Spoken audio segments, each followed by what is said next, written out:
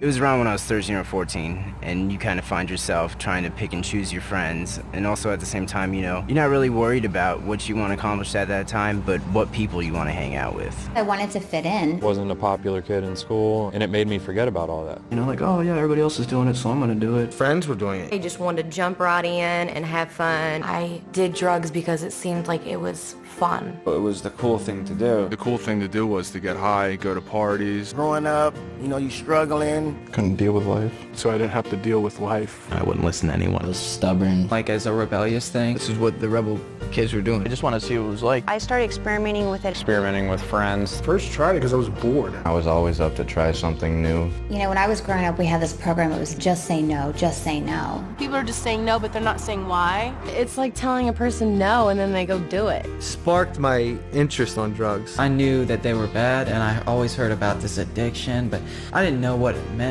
That's probably the #1 reason why I did drugs in the first place. I just didn't know.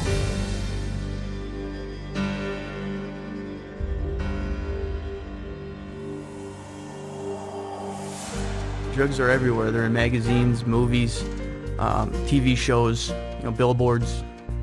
They're all over the place. You know, in the movies they make it look cool, but in real life it's not cool. It's a serious problem. And a lot of times they try to glamorize drugs. Like make drug dealers or getting high look cool. But that's only in the movies. In real life, it's a whole different story. All drugs, whether we're talking about alcohol, marijuana, LSD, these are all essentially poisons. It would depend on the amount that you take. I mean, a lesser amount might just speed you up, make you feel really active. Stronger amount or stronger dosage would act as a sedative, make you slow, sluggish, tired. And even more amounts, it would kill you. You'd have an overdose. Every drug works in these stages. It's only really the amount needed to make the effect that's the difference from drug to drug. A person who's taking drugs, whether for physical pain or just to try and block off any sensations they don't want to feel, those sensations are actually just being pushed away and getting worse and worse. You're going to be totally numb and just not be able to feel anything. When you take drugs, the drug goes through your bloodstream, and later on in your life, that drug can, you know, come back up and into a flashback when you use the drug. You could have taken LSD one day and like a year down the road it could come back into effect and you can start hallucinating again.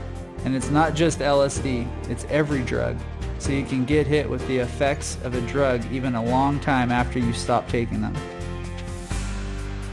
Drugs definitely affect the mind. Everything you see around you is different than what's really going on. You can't hear correctly, see correctly. All of your senses are totally thrown off. Your perception is definitely distorted. It makes it dangerous for you and others because you don't know what's going on. You can't handle things, you know, the way they're supposed to be handled. Drugs affect your memory so much. It doesn't matter if you're taking them for a long time or just a short period of time. I know, like, when I first just tried studying and stuff more, like, I really couldn't concentrate, I couldn't pay attention. I went from, like, a straight A student to, like, you know, a B- student, C student. Then I quit going to school and I would get really frustrated. It's like your brain won't function. You can't think straight. Like everything is messed up. I never got anything done.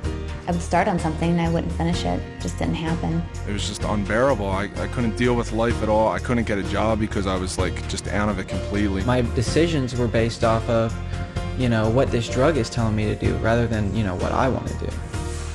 I got them from friends in school. 2 friends. A friend of mine. My older brother's friends. Bunch of girlfriends. Boyfriend. Ex-boyfriend. Older guy. My dad. My cousin. My brother. My older sister. Older kids. My buddy just said, you know, you can do it every once in a while, it'll be no problem. Told us it was going to be the best thing we've ever done. You can do it once, you'll be fine. It's not going to hurt you, really. It's just a little pick-me-up. You can't get addicted to it. They said it's not something that you're going to be taking every day. It's just something that you can take when you want to have fun. Oh, this is going to be a fun time. It's a fun drug to be on. Makes you easier to talk to girls. And they said it'll bring you up. It's gonna make you feel different. You're gonna like it. You're gonna feel good. It's all in your face. That's the thing to do.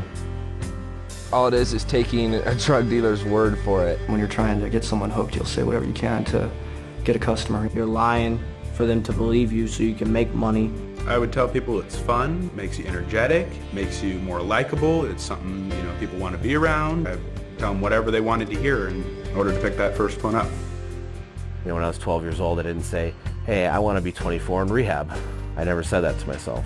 But that's what became true, and I never thought about it when I was 13 years old. I started smoking pot. I was that kid that started out with marijuana and played around with certain party drugs, whatnot, and I told myself specifically that I would never do certain things, cocaine, heroin, and it only took a short time for me to finally accept it and be like, okay, I'll try that. I had no idea where it would lead me, to almost dying, to stealing, lying, cheating, ruining relationships. It didn't matter. I didn't get into sports. I didn't get into the clubs. I didn't even go to prom. It left me with living on the streets without a family, and is that what I set out to be? No. You know what I mean? I was just set out to have a good time at college parties. The drugs robbed me of all the pleasure of life. The drugs took away my family. The drugs took away my girlfriend, my friends. I looked back on 5-6 years of my life and saw that all I had done is absolutely just ruined incredible opportunities that I had to have success and hurt all the people around me. It's not just something that's going to affect tomorrow, it's going to affect forever.